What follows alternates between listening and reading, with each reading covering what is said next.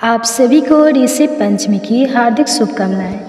भाद्रपद मास के शुक्ल पक्ष की पंचमी तिथि को ऋषि पंचमी का व्रत रखा जाता है। इस व्रत को सभी स्त्री और पुरुष रख सकते हैं, लेकिन खासकर इस व्रत को सभी महिलाओं को और कन्याओं को जरूर रखना चाहिए, क्योंकि मासिक धर्म के समय लगने वाले दोष के निवारण के लिए इस व्रत को साल भर में एक बार जरूर रखें, जिससे पूरे साल भर यदि आपने व्रत रखते समय किसी भी पूजन सामग्री को ऐसी स्थिति में छू लिया हो जब आपको मासिक धर्म हो रहा हो, या अपने परिवार के किसी सदस्य का स्पर्श कर लिया हो या पूजन सामग्री को स्पर्श कर दिया हो, तो ऐसी स्थिति में लगने वाले दोष से बचने के लिए ही हर साल ऋषि पंचमी का व्रत रखा जाता है। आज के दिन सप्त ऋषियों यानी कि ऋषि कश्यप, ऋषि अत्रि, ऋषि भरद्वाज, ऋषि विश्वामित्र, ऋषि गौतम, ऋषि जमदग्नि और ऋषि वशिष्ठ जी का पूजन किया जाता है। साथ ही इस दिन अरुधंती माता का पूजन भी किया जाता है। पौराणिक मान्यताओं के अनुसार ऋषि पंचमी के व्रत में हल से जुटा हुआ कुछ भी नहीं खाया जाता। इस बात को ध्यान में रखकर ही व्रत रखा जाता है। आज के दिन व्रत रखने वाले भक्तों को केवल फल, मेवा या समा की खीर या मूर्धन से बने हुए व्यंजनों को खाकर ही व्रत रखना होता है। मान्यता है कि आज के दिन जो भी व्यक्ति सप्त ऋषियों का स्मरण कर उनका पूजन करता है वह सभी पापों से मुक्त हो जाता है। आज के दिन नियम पूर्वक व्रत और पूजन करने से आरोग्य, सुख, समृद्धि, धन, यश, संतान, वैभव और विजय की प्राप्ति होती है और अंत में मोक्ष मिल जाता है। ऋषि पंचमी का व्रत रखने वाली महिलाओं को सुबह सूर्योदय से पूर्व उठना चाहिए। इसके बाद स्नान आदि से निर्वित होकर साफ स्वच्छ वस्त्र धारण करें। स्नान करने के लिए आप गंगा जल का भी प्रयोग करें, क्योंकि इससे शुद्धि होती है। घर के मंदिर को अच्छे से साफ कर लें। अब एक चौकी पर लाल या पीला कपड़ा बिछाएं। चौकी पर सप्त ऋषियों और अपने गुरु की तस्वीर को स्थापित करें। इसके बाद सप्त ऋषियों को फल, फूल, धूप, दीप और पंचामृत अर्पित करें। इसके बाद उनकी श्रद्धापूर्वक आरती उतारें और उनसे आशीर्वाद, उनसे प्रार्थना करें कि आप मुझ पर कृपा करें और मेरे द्वारा निवेदित इस पूजा को स्वीकार करें। भगवान को भोग लगाकर प्रसाद समस्त बंधु बांधव तथा कथा सुनने वाले में बांट दें। इसके बाद ऋषि पंचमी की व्रत कथा को जरूर सुनें। ऐसा करने से भक्तों के सभी दुख दूर हो जाते हैं और उन्हें पापों से मुक्ति मिलती है। अब आप सुनिए ऋषि पंचमी की संपूर्ण 7 कथाएं। पहली कथा के अनुसार एक समय राजा सिद्धांत धर्म का अर्थ जानने की इच्छा से ब्रह्मा जी के पास गए और उनके चरणों में शीश नवाकर बोले, हे आदिदेव, आप समस्त धर्मों के प्रवर्तक और गुण धर्मों के जानने वाले हो। आपके श्रीमुख से धर्म चर्चा सुनने पर मन को महान शांति मिलती है। भगवान के चरण कमलों के में प्रति बढ़ती है। वैसे तो आपने मुझे अनेक प्रकार के व्रतों के विषय में उपदेश दिए हैं। अब मैं आपके मुख से उस श्रेष्ठ व्रत को सुनने की अभिलाषा रखती हूँ, जिसके करने से प्राणी के समस्त पापों का नाश हो जाता है। राजा के इन वचनों को सुनकर ब्रह्मा जी ने कहा, हे नृप, शेष तुम्हारा प्रश्न अति उत्तम और धर्म में प्रीति उपजा वाला है। मैं तुमको समस्त पापों को नष्ट करने वाला सर्वोत्तम व्रत सुनाता हूँ। यह व्रत ऋषि पंचमी के नाम से विख्यात है। इस व्रत को ग्रहण करने वाला प्राणी अपने समस्त पापों से सहज ही छुटकारा पा लेता है। उसे नरक में कदापि नहीं जाना पड़ता। इस व्रत का एक अति प्राचीन इतिहास और भी है। इस इतिहास को मैं तुम्हारे सामने वर्णन करता हूँ। एक समय की बात है कि विदर्भ देश में ऊतक नामक ब्राह्मण अपनी पतिव्रता पत्नी के साथ निवास करता था। उस ब्राह्मण दंपति के एक पुत्र और एक पुत्री थी। उसके पुत्र का नाम था विभूषण था। वह कुशाग्र और तीक्ष्ण बुद्धि वाला था। उसने अल्प काल में ही चारों वेदों को पढ़ लिया था।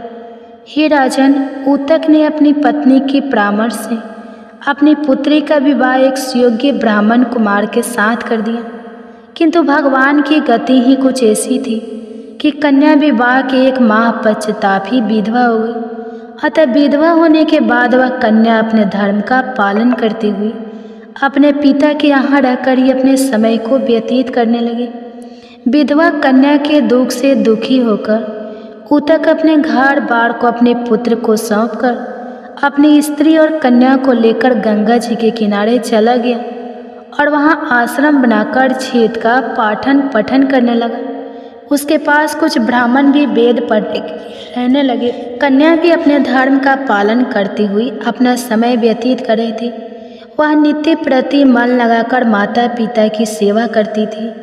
एक दिन समस्त कार्यों से थककर वह एक शिला पर आराम करने के लिए लेट गई। थकान के कारण उसको अपने शरीर की सुधि भी न रही। भगवान की गति से अर्धरात्रि के समय उसके शरीर में कीड़े उत्पन्न हो गए। शिष्यों ने जब उस कन्या के शरीर पर कीड़ों को देखा तो उन्होंने जाकर अपनी गुरु पत्नी को बताया। कन्या के शरीर में कीड़े पड़ जाने की बात को सुनकर ब्राह्मणी कातर स्वर से विलाप करती हुई उसी शिला के पास पहुंची जहां उसकी कन्या बेसुध पड़ी थी। उसके शरीर पर कीड़ों को देखकर वह बहुत दुखी हुई और विलाप करते करते वह ब्राह्मणी अचेत हो गई। जब उसे चेत हुआ तो उसने सोती हुई कन्या को गोदी में उठाया और अपने पति उत्तम के सामने ले जाकर रख दिया। कन्या की दशा को देखते हुए ब्राह्मणी ने अपने पति से कहा, हे स्वामी, आप कृपा करके मुझे यह बताइए कि मेरी इस साध्वी कन्या की दुर्दशा किस दुष्कर्म के कारण हुई है। अपनी भार्या की बातों को सुनकर ऊतक मुनि थोड़ी देर के लिए शांत होकर हृदय में भगवान का ध्यान करने लगे। उन्होंने अपनी ज्ञान शक्ति के द्वारा कन्या के पूर्व जन्म के समस्त वृत्तांत को जान लिया। वे अपने नेत्रों को खोलकर बोले, हे प्रिय, यह कन्या अपने पहले जन्म में एक ब्राह्मणी थी। उस समय इसने लज सौला होते हुए भी एक समय घर के घड़े आदि बर्तनों को छू लिया था। उसी पाप के कारण इसके शरीर में कीड़े पड़ गए। इसने शुद्ध होने के बाद अपनी सखियों के साथ ऋषि पंचमी व्रत को देखकर भी उसका आदर नहीं किया था। व्रत के दर्शन के प्रभाव से तो इस जन्म में इसको उत्तम ब्राह्मण कुल तो प्राप्त हुआ, परंतु उस व्रत का तिरस्कार करने के कारण इसके शरीर में कीड़े पड़ गए।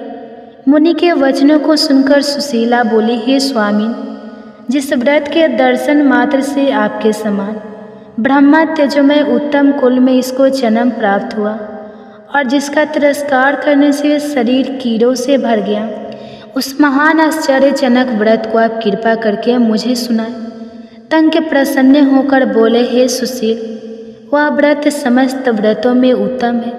इसके प्रभाव से समस्त पाप नष्ट हो जाते हैं। इस व्रत को धारण करने वाला निश्चय ही दैहिक, भौतिक और दैविक तीनों प्रकार के कष्टों से छूट जाता है। व्रत को धारण करके स्त्रियां सौभाग्य को प्राप्त करती हैं। यह महान व्रत भादो मास के शुक्ल पक्ष में पंचमी तिथि को होती है। इस व्रत के प्रभाव से उसे अपने पूर्व जन्म का स्मरण रहता है। अब आप सुनिए ऋषि पंचमी की दूसरी कथा। एक बार युधिष्ठिर ने भगवान श्री कृष्ण से प्रश्न किया, हे देवेश, मैंने आपके श्रीमुख से अनेकों व्रतों को श्रवण किया है। अब आप कृपा करके पापों को नष्ट करने वाला कोई उत्तम व्रत सुनाए। राजा के इन वचनों को सुनकर भगवान श्री कृष्ण बोले, हे राजेंद्र, अब मैं तुमको ऋषि पंचमी का उत्तम व्रत सुनाता हूँ, जिसको धारण करने से स्त्री समस्त पापों से छुटकारा प्राप्त कर लेती है। हे इंद्र, उत्तम पूर्व समय में वृतासुर का वध करने के कारण इंद्र के उस पाप को 4 स्थानों में बांट दिया। पहला अग्नि की ज्वाला में, दूसरा नदियों के बरसाती जल में, तीसरा पर्वतों में और चौथा स्त्री के रज में। उस रजसौला धर्म में जाने अनजाने उससे जो भी पाप हो जाते हैं, उनकी शुद्धि के लिए ऋषि पंचमी व्रत करना उत्तम है। यह व्रत समान रूप से चारों वर्णों की स्त्रियों को करना चाहिए। इसी विषय में एक प्राचीन कथा का वर्णन करता हूँ। सतयुग में विदर्भ नगरी में सवज नामक राजा हुए। वे प्रजा का पुत्र व्रत पालन करते थे। उनके आचरण ऋषि के समान थे। उनके राज्य में समस्त वेदों का ज्ञाता, समस्त जीवों का उपकार करने वाला सुमित्र नामक एक कृषक ब्राह्मण निवास करता था। उनकी स्त्री जयश्री पतिव्रता थी। ब्राह्मण के अनेक नौकर चाकर भी थे। एक समय वर्षा काल में जब वह साध्वी खेती के कामों में लगी हुई थी, तब वह राजसवला हो गई। हे राजन, उसे अपने राजसवला होने का भास हो गया, किंतु फिर भी वह घर गृहस्थी के कार्यों में ही लगी रही। कुछ समय के बाद दोनों स्त्री पुरुष अपनी अपनी आयु भोग कर मृत्यु को प्राप्त हुए। राजश्री अपने ऋतु दोष के कारण कुतिया बनी और सुमित को राजसवला स्त्री के संपर्क में रहने के कारण बैल की योनि प्राप्त हुई, क्योंकि ऋषि दोष के अतिरिक्त इन दोनों का और कोई अपराध नहीं था। इस कारण इन दोनों को अपने पूर्व जन्म का समस्त विवरण याद रहा। वे दोनों कुतिया और बैल के रूप में रहकर अपने पुत्र सुमित के यहाँ पलने लगे। सुमित धर्मात्मा था और अतिथियों का पूर्ण सत्कार करता था। अपने पिता के श्राद्ध के दिन उसने अपने घर ब्राह्मण को भोजन के लिए अनेक प्रकार के भोजन बनवाए। उसकी स्त्री किसी काम से बाहर गई हुई थी कि एक सर्प ने आकर रसोई के बर्तन में विष उड़ेल दिया। सुमित की माँ कुतिया के रूप में बैठी हुई यह सब देख रही थी, इसलिए उसने अपने पुत्र को ब्रह्मा हत्या के पाप से बचाने की इच्छा से उस बर्तन को स्पर्श कर लिया। सुमित की पत्नी से कुतिया का यह कृत्य सहा नहीं गया और उसने एक जलती लकड़ी कुतिया को मारी। वह प्रतिदिन रसोई में जो झूठ आदि शेष रहती थी उस कुतिया के सामने डाल दिया करती थी, किंतु उस दिन से क्रोध के कारण वह भी उसने नहीं दी। तब रात के समय भूख से व्याकुल होकर वह कुतिया अपने पूर्व पति के पास आकर बोली, हे नाथ, आज मैं भूख से मरी जा रही हूँ। वैसे तो रोज ही मेरा पुत्र खाने को देता था, मगर आज उसने कुछ नहीं दिया। मैंने सांप के विष वाले खीर के बर्तन को ब्रह्मा हत्या के भय से छूकर भ्रष्ट कर दिया था। इस कारण बहू ने मुझे मारा और खाने को भी नहीं दिया है। तब बैल ने कहा, हे भद्रे, तेरे ही पापों के कारण मैं भी इस योनि में आ पड़ा हूँ। बोझा ढोते ढोते मेरी कमर टूट गई है। आज मैं दिन भर खेत जोता रहा, मेरे पुत्र ने भी आज मुझे भोजन नहीं दिया और ऊपर से मुझे मारा भी खूब है। मुझे कष्ट देकर श्राद्ध को व्यर्थ ही किया है। अपने माता पिता की इन बातों को उनके पुत्र सुमित ने सुन लिया। उसने उसी समय जाकर उनको भार पेट भोजन कराया और उनके दुख से दुखी होकर वन में जाकर उसने ऋषियों से पूछा, स्वामी, मेरे माता पिता किन कर्मों के कारण इस योनि को प्राप्त हुए और किस प्रकार उससे छुटकारा पा सकते हैं। सुमित के उन वचनों को सुनकर सर्वतपा नामक महर्षि दया करके बोले कि पूर्व जन्म में तुम्हारी माता ने अपने उच्च संकर स्वभाव के कारण राजसवला होते हुए भी घर गृहस्थी की समस्त वस्तुओं को स्पर्श किया था और तुम्हारे पिता ने उसको स्पर्श किया था। इसी कारण वे कुतिया और बैल की योनि को प्राप्त हुए हैं। तुम उनकी मुख मूर्ति के लिए ऋषि पंचमी का व्रत धारण करो। भगवान श्री कृष्ण जी बोले, हे युधिष्ठिर, हे राजन महर्षि, सर्वतपा के इन वचनों को सुनकर सुमित अपने घर लौट आया और इसी पंचमी का दिन आने पर उसने अपनी स्त्री सहित उस व्रत को धारण किया और उसके पुण्य अपने माता पिता को दे दिया। व्रत के प्रभाव से उसके माता पिता दोनों ही पशु की योनियों से मुक्त हो गए और स्वर्ग को चले गए। जो स्त्री इस व्रत को धारण करती है वह समस्त सुखों को पाती है। इसे स्त्री पुरुष सभी पापों की निर्वृत्ति के लिए करते हैं। अब सुनिए तीसरी कथा। एक गांव में गरीब माँ बेटे रहते थे। भाद्रपद मास का महीना आया और इसी पंचमी आई तो बेटा बोला, माँ, मैं अपनी बहन से राखी बंधवाने जाऊंगा। तो माँ बोली, बेटा, हम गरीब हैं और तेरी बहन अमीर है, अगर उसके घर जाएगा तो भला उसे क्या देगा। इस पर बेटा बोला, माँ, मैं लकड़ी बेचूंगा और लकड़ी बेच के जो पैसा आएगा वह लेकर मैं अपनी बहन के घर जाऊंगा। ऐसा कहकर उस लड़के ने लकड़ियाँ इकट्ठा की और उसे बेचकर पैसा इकट्ठा करके वह भाई अपनी बहन के घर रवाना हो गया। बहन के यहाँ पहुँचा तो उस समय बहन सूद काट रही थी। उसने देखा कि उसका भाई आया है, पर सूद का तार बार बार टूट रहा था। उसे जोड़ने में व्यस्त हो गई। भाई ने सोचा, अमीर बहन के मन में अब मेरे लिए कोई प्रेम नहीं है, और वह वापस जाने लगा। इतने में बहन का तार जुड़ गया तो बहन दौड़कर भाई के पास गई और बोली, भैया मैं तो तुम्हारा ही इंतज़ार कर रही थी। सूत का तार बार बार टूट रहा था, इसलिए मैं आपसे बोली नहीं। और फिर बहन ने भाई को पाट पर बिठाया और बांधी। भाई ने बहन को भेंट दी। खुशी से बावली बहन पड़ोसन से पूछने गई कि जब कोई प्यारा मेहमान आए तो उसे क्या रसोई बनानी चाहिए। तो पड़ोसन ने भी मजाक में कह दिया कि घी में चावल बनाना और तेल का चौका लगाना। बहन खुशी से पागल थी। जैसे पड़ोसन ने कहा उसने वैसा ही कर दिया। परंतु 2 घंटे बीत गए। भाई ने कहा, बहन भूख लग रही है। तो बहन बोली, भैया मैंने चावल चढ़ा दिए हैं, परंतु 2 घंटे हो गए हैं, वे अभी तक पके नहीं हैं। और अपने भाई को पड़ोसन की सारी बात कह सुनाई। तो भाई बोला, बहन क्या कभी घी में चावल बनते हैं क्या? तू दूध ला और खीर बना। बहन ने खीर बनाई। सबने भोजन किया। भाई को सवेरे जाना था उसके साथ लड्डू बांधने के लिए। उसने रात को ही गेहूं पीसे और लड्डू बांधकर भाई को दे दिए। सुबह तड़के ही भाई रवाना हो गया। उसके बाद बहन के बच्चे उठे और बोले, हमको भी लड्डू दो। बच्चों को देने के लिए बहन ने लड्डू तोड़ा तो उसमें सांप के छोटे छोटे टुकड़े निकले। तो वह तुरंत भाई के पीछे दौड़ी। बहुत दूर पर उसे भाई मिला तो उसने अपने भाई को आवाज़ दी। इस पर भाई सोचने लगा, मैं इसके घर से कुछ नहीं लाया, फिर भी यह मेरे पीछे क्यों आ रही है। बहन के पास आते ही भाई ने पूछा, मैं तेरे घर से कुछ नहीं लाया, फिर भी तू मेरे पीछे पीछे भागते हुए क्यों आई? तो बहन बोली, मैं तेरी जान बचाने आई हूँ। जो लड्डू तुझे दिए हैं उसमें सांप पिस गया, इसलिए मैं तुझे बताने आई हूँ।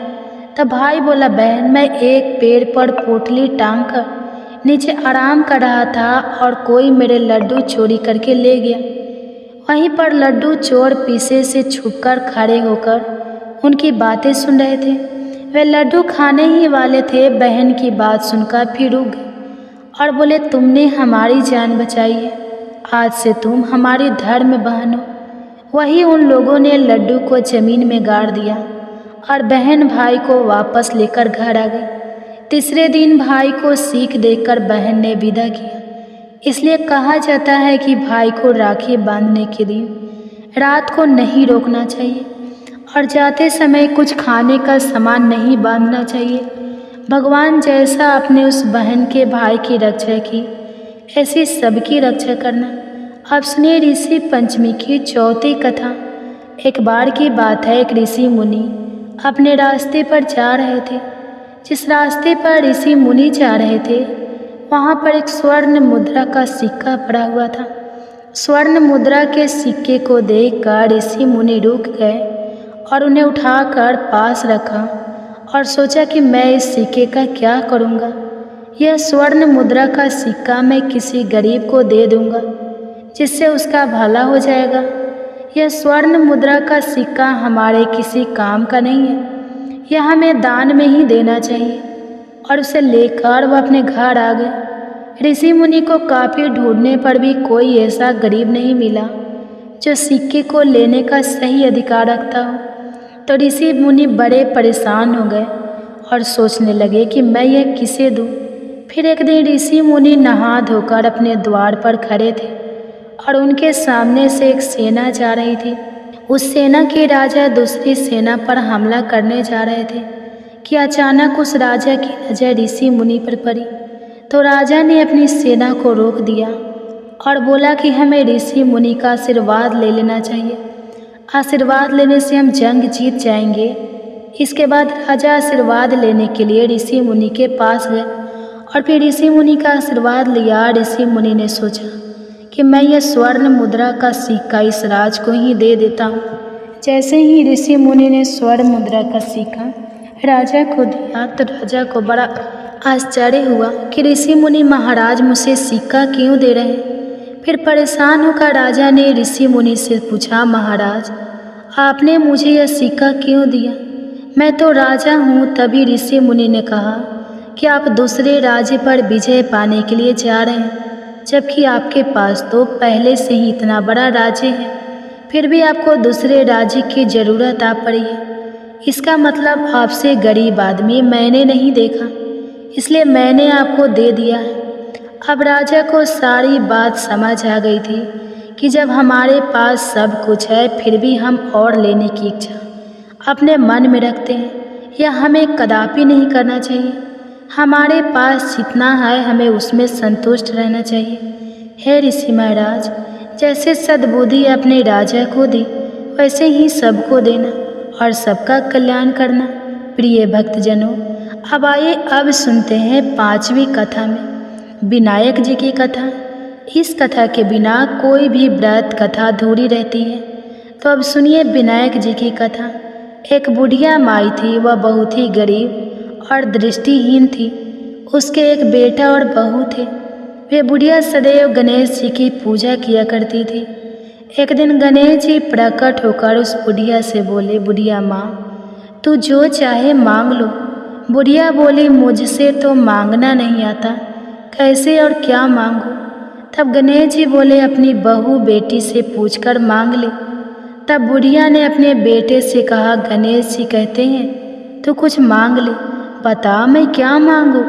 तो पुत्र ने कहा, माँ तू धन मांग ले। बहू से पूछा तो बहू ने कहा, नाती मांग लो। तब बुढ़िया ने सोचा कि यह तो अपने अपने मतलब की बात कह रहे हैं, अतः उस बुढ़िया ने पड़ोसन से पूछा तो उन्होंने कहा, बुढ़िया तू तो थोड़े ही दिन जीगी, क्यों तू धन मांगे और क्यों नाती मांगे? तू तो अपनी आंखें की रोशनी मांग ले, जिससे तेरी जिंदगी आराम से कट जाए। इस पर बुढ़िया बोली, यदि आप प्रसन्न हैं तो मुझे 9 करोड़ की माया दे, निरोगी काया दे, अमर सुहाग दे, आँखों की रोशनी दे, नाती दे, पोता दे और सब परिवार को सुख दे और अंत में मोक्ष दे। यह सुनकर तब गणेश जी बोले, बुढ़िया माँ तुमने तो हमें ठग लिया, फिर भी जो तूने मांगा है वचन के अनुसार सब तुझे मिलेगा। और यह कहकर गणेश जी अंतर्ध्यान हो गए। उधर बुढ़िया माँ ने जो कुछ मांगा वह सब कुछ मिल गया है। गणेश जी महाराज, जैसे आपने उस बुढ़िया माँ को सब कुछ दिया वैसे ही सबको देना। बोलो भगवान गणेश की जय, भगवान शंकर और माता पार्वती की जय। आइए अब सुनते हैं तुलसी माता जी की कथा। एक बुढ़िया माई तुलसी जी को सींचती थी और कहती थी, हे तुलसी माता सत की दाता, मैं तेरा बिरला सींचती हूँ, मुझे बहू दे, पीताम्बर की धोती दे, मीठा माठा घास दे, बैकुंठा में वास दे, चटक की चाल दे, पटक की मौत दे, चंदन का काठ दे, रानी का राज दे, दाल भात का भोजन दे, 11 की मौत दे, कृष्ण जी का कंधा दे।